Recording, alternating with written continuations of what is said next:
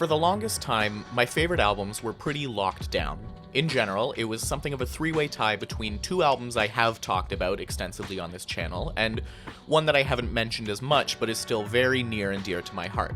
Those albums were Godspeed's Skinny Fists, which I proclaimed to be my all-time number one in one of my earliest videos, Björk's Vespertine, which I talked about at length in a video from earlier this year, and Dummy by Portishead, which, while I haven't had the opportunity to talk about my love for it much on this channel, is one of the most formative albums to my personal and musical development, and which I ranked as my number one all-time during a stream I did at the beginning of 2025.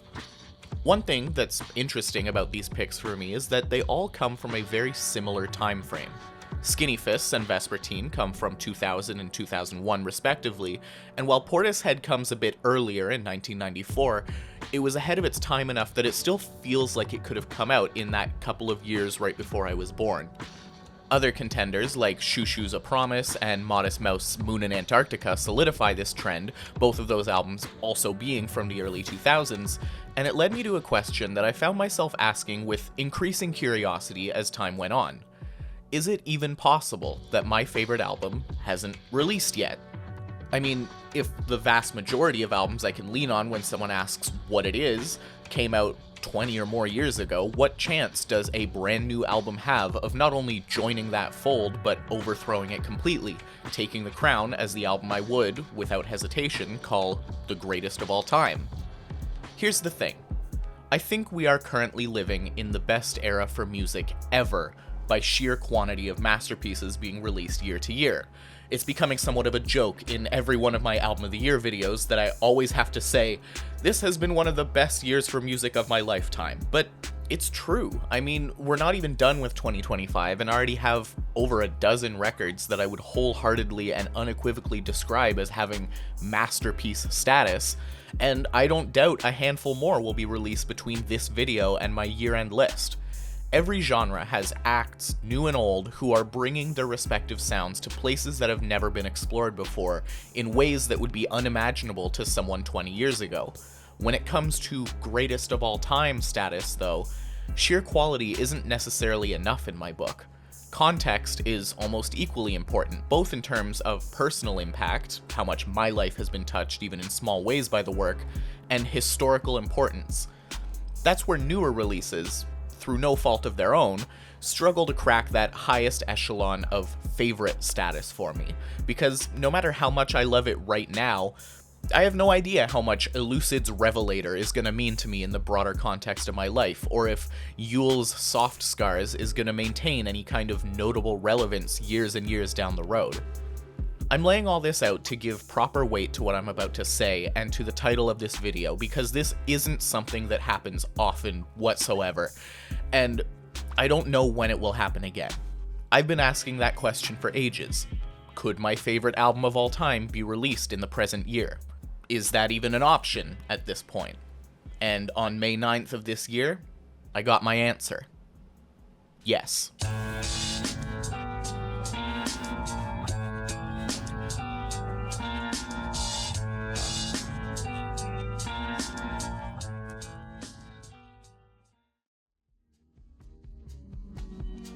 If anyone was gonna do it, I should have known it would be Billy Woods. He has consistently been a staple of all of my year-end lists on this channel, and even predating my time on YouTube, whatever his most recent release was would be a mainstay of my rotation. In 2023, I went so far as to not only proclaim his album with Kenny Segal, Maps, as my album of the year, but to call it my favorite rap album ever made.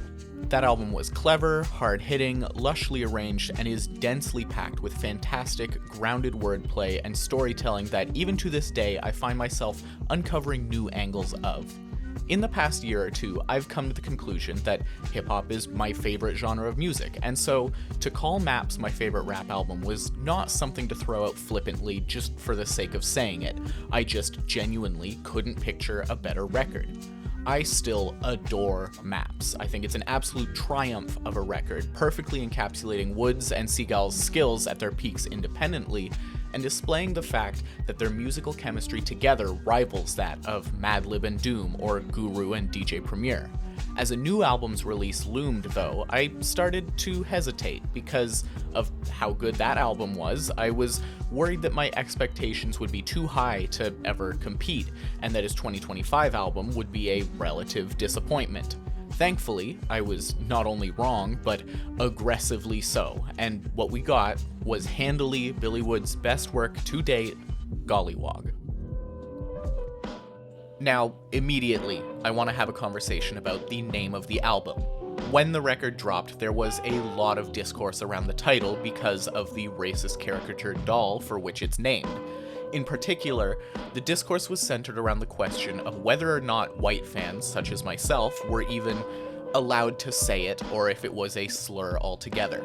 This debate was frustrating to try and make heads or tails of because the vast majority of people arguing on either side of the argument were white, and were very clearly doing it not for the sake of reducing harm, but to essentially, and I don't look forward to saying this phrase, virtue signal to other white people without ever actually speaking to or engaging with black people who would be the ones directly affected one way or another.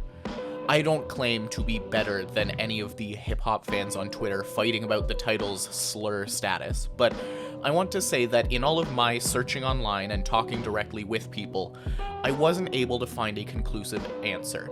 For the sake of clarity and accuracy, I'm going to continue to say the title sparingly and as necessary, but I welcome criticism and sharing insight in my comments about the issue because I'm the last person who should be declaring what is and isn't insensitive.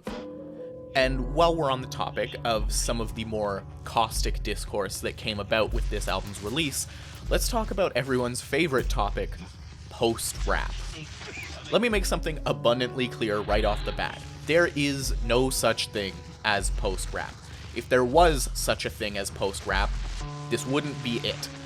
Billy Woods is an artist who has always pushed and prodded at the boundaries of the genre, especially in regard to his beat selection and the way his flows work on top of and intermingled with them.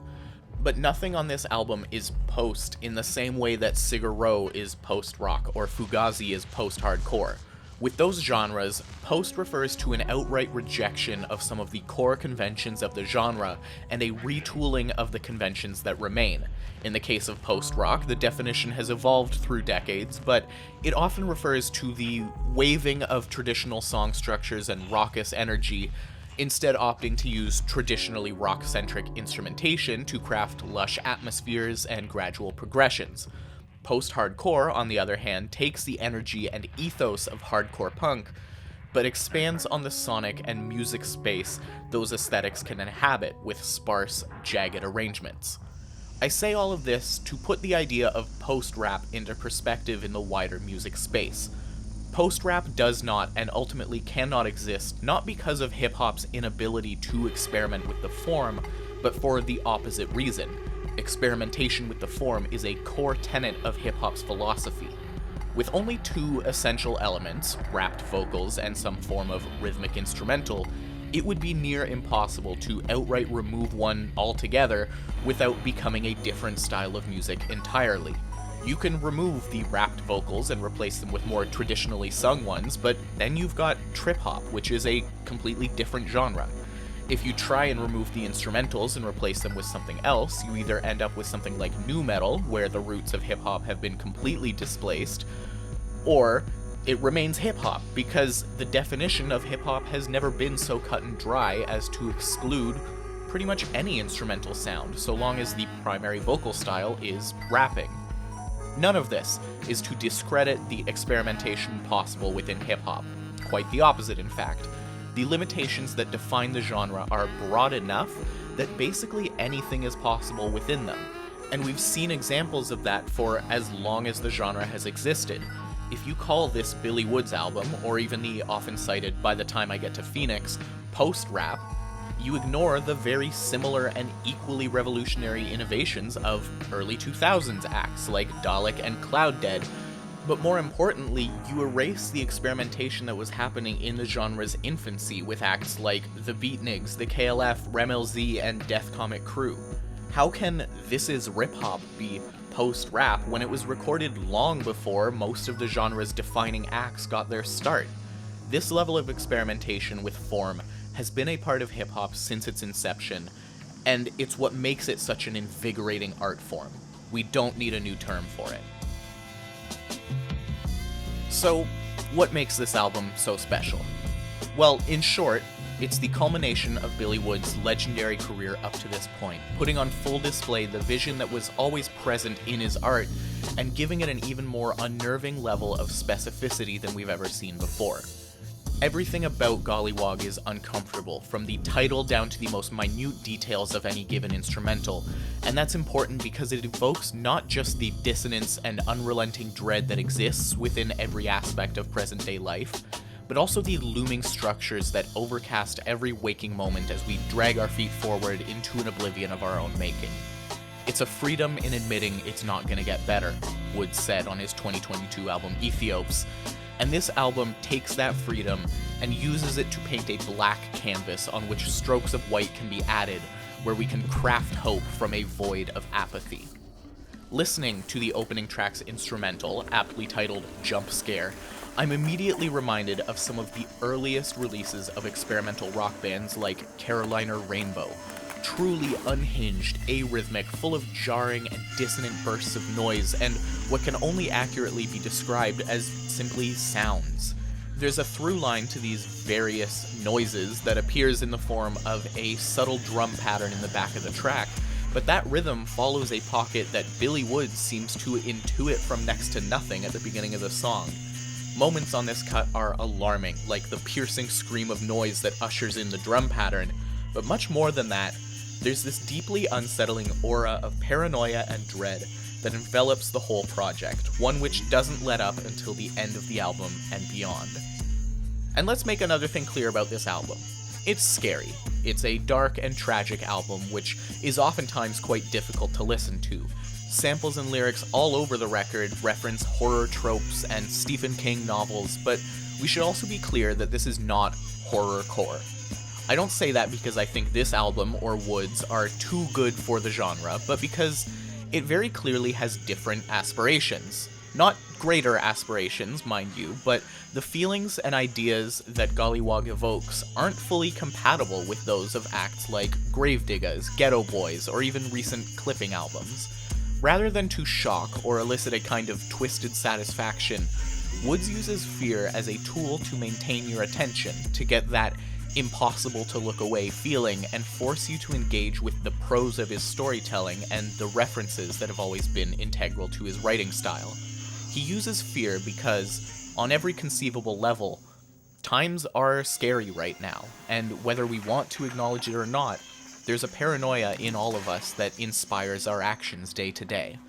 A mutual of mine, who goes by the name Avalon Online, said it better than I ever could. He wrote, "No time this could have existed but the end of the world. This is Afro-everything. Afrofuturism for now that the future is completely gone. The black button. This is why Ghetto Boys started rapping about dismembering everyone almost 40 years ago. They had the vision, and look where we are." As is to be expected, Billy Woods' verses on this album are all incredible.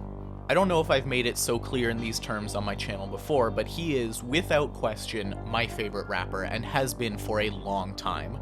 His prolificness certainly doesn't hurt, releasing over 20 albums since 2012, but what impresses me is just how efficient his writing is. Each verse is long, scarcely repeats itself, and yet every single line is packed with thought, and not a single one could be considered a throwaway. There's a balance he strikes between lines that are densely layered and interreferential, stopping you in your tracks and making you work to interpret them, and lines that instantly paint an entire picture vividly with just a small handful of words. That tightrope act is one that could so easily fall off in either direction and result in disaster, but as far as I can tell, it never has, whether it be in his own solo albums, his work with Arm & Hammer, or his various features over the past decade plus. Nothing ever feels half-assed, and it's always a treat to hear him. I think the biggest reason I love his art so much, though, and this goes well beyond the technical reasons for why he's the best, is that he's proof of one of my core beliefs, that to make good art, you have to appreciate art in all its forms. Woods' lyrics reference music, and specifically rap music, often, yes, but in equal measure, they reference art in all its mediums and relates them back to his and other people's real-life experiences.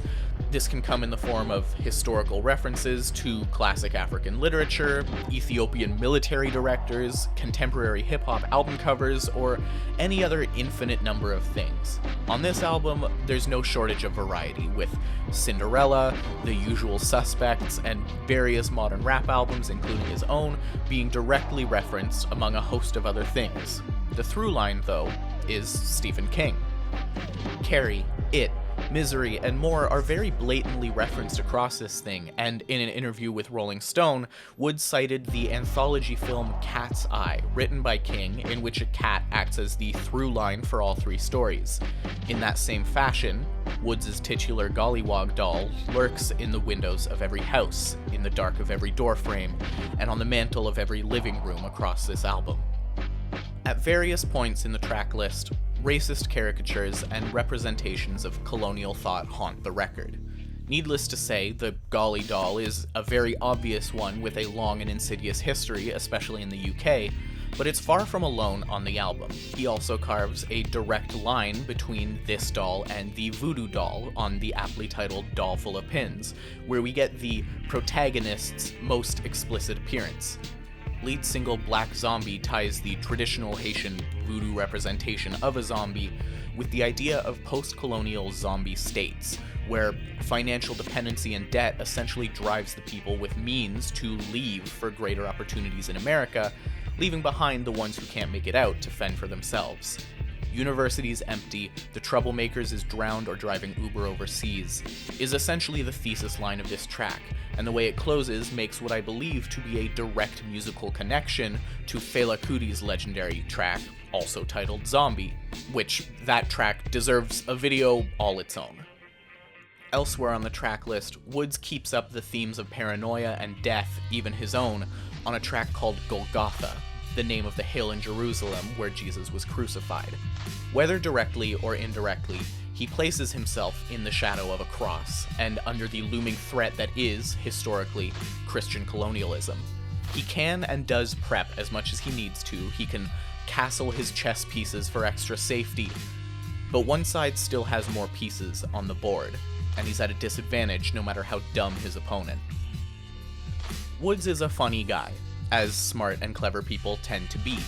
Any given song he's written can make you laugh if you're paying attention, but on this album, that wit more often takes the form of a bleak sarcasm. It's bitter, almost sadistic at times, and its balance with the genuine expressions of pain on display is done in such a way that you can never truly detangle one from the other. It feels like a self-preservation tactic, putting anguish in terms that, even if they're often delivered in first person, dissipate some of that rawness and put a thin layer between the message and messenger. There's about 20 seconds where you can really ruminate and feel the weight of the line, 12 billion USD hovering over the Gaza Strip. You don't want to know what it costs to live, what it costs to hide behind eyelids. It's an immediate gut punch of a lyric that cuts right through to the core of what it has felt like to live through the past 2 years. You've got a moment to ruminate on it before you're hit by another gut punch for an opposite reason in Best Believe Them Crackers Won't Make It to Mars. Neither of the two key moments on this verse are defanged or made less impactful by the other. It doesn't feel like he's making light of tragedy or being too dour to be engaging. The tightrope act this album walks between these two seemingly oxymoronic energies doesn't once feel inappropriate. It feels just right, like how the white girl likes her porridge. I'd like to talk about some of the less conceptual aspects of the record for a moment, because while this is obviously not a review in any traditional sense, this is still my new favorite album of all time, so I would be remiss not to gush a little bit more about it while I have the opportunity to do so. For one, I want to bring up the collaborative aspects of this album. The past several Billy Woods projects have been one-on-one collabs, whether it be Maps and Hiding Places with Kenny Segal, Church with Messiah Music, Brass with More Mother, or any number of Arm & Hammer releases. In name, this is the first solo Woods album since Ethiopes, but like that album, that actually lends itself to even more trust being put in the hands of a much wider range of artist appearances, both in terms of features and producers. On the production side, you could have told me this was all done by one person, with how seamlessly it works. You can, of course, hear the signature sounds of producers like LP, The Alchemist, Conductor Williams, and DJ Haram if you know what to look for, but from an outsider perspective, I don't think you could honestly tell that this was such a disjointed collection at its core. While Billy Woods doesn't, to my knowledge, make any of his own beats, his talent for arranging and conducting a team of collaborators to bring his vision to fruition is almost more impressive to me than if he did. I'm also very appreciative of the fact that on streaming, every single producer is credited the same way that you would a feature, which should be industry standard, and it's frankly embarrassing that it's not. Speaking of features, I have basically no notes. Every guest verse is perfect and fits into the album's context perfectly. Elucid is incredible as usual, with his more free-form delivery working its way into every crack and crevice of whatever instrumental he's pitted against. Cavalier and Al Divino both continue to prove themselves to be some of the most underrated MCs in this strain of underground rap, especially Al, who manages to make a flow out of literal white noise and radio static. Woods also keeps the spirit of early 2000s hip-hop, where you just hear a random guy drop the best feature you've ever heard and then never see his name again, alive, by continuing to be the only one who can drag Despot out of his cave in the Appalachians or wherever he spends his time. As is also kind of a standard for Woods these days, we have the guest singer who absolutely crushes your heart with the greatest hip-hop chorus you've ever heard. Last time, it was Sam Herring on FaceTime, and this time it's Yolanda Watson on the unbelievably beautiful Doll Full of Pins. My favorite feature, though, appears on my favorite track, Black Christmas. Bruiser Wolf is, undeniably, an acquired taste. Someone in my Patreon Discord described him as a stand-up comedian trapped in a rap album, and I couldn't come up with a better analogy if I tried. I have, much to the chagrin of my Modulation Podcast co-hosts, loved his features on recent albums from Danny Brown and Blockhead, and while I haven't found any of his solo releases to hold up entirely from front to back for me, he's an artist who always gives a nice shot of unique flavor to whatever track he shows up on. Black Christmas is a song that, in concept, should not work with a Bruiser Wolf feature. Sure, he's known for tackling darker topics, but the theming of this track is so dire and is taken so seriously that his kind of silly delivery should bring it down and hurt its overall messaging. And yet, I think almost every good thing about this album can be found in this verse and its relationship to the Woods follow-up later in the same track. Bruiser's verse paints the picture perfectly. A level of poverty unimaginable to most of us, but devastatingly common in nearly every community. There's no jokes to be made about it, and he doesn't try. It's a sickening depiction of conditions that all of us are just a handful of bad months away from seeing, and just reading it written out in text is almost unbearable. The writing is so evocative of experiences that we can only hope not to have, but chances are we've all seen someone go through, and a lot of us should be ashamed of how we've treated those people at one point or another. Bruiser's delivery is not funny, but its energy and timbre craft this unsettling dissonance with the subject matter that is impossible not to get stuck on. It's one of the best features I've ever heard. And yet, it's not even the best verse on the track. If you had a gun to my head and asked me to name you my favorite rap verse ever written, it would be Woods' verse on Black Christmas. It starts out brutally grounded, a story of his neighbors and their children being evicted a week before Christmas, his seething rage melting into a defeated shame as he joins the people picking through what they left behind on the street for necessities. He brings clothes and toys in from the rain as gifts for his own kids, and they manifest into a seeping psychological horror. The way this is pulled off in the track is masterful, with that transition between reality, abstract terror, and back into reality being utterly seamless. If you miss a single line, it would be hard to even figure out how we got here, and yet as a whole package, there's not a single moment that feels like it's jumping the shark. It culminates with probably the most emblematic line of the whole album: storm drains full of clowns, tent cities on the edge of town. This is a perfect album. There's a lot of perfect albums. What ultimately makes this one my favorite? I think it comes down to the way hearing this album has reframed my own understanding of the world and my place in it since hearing it.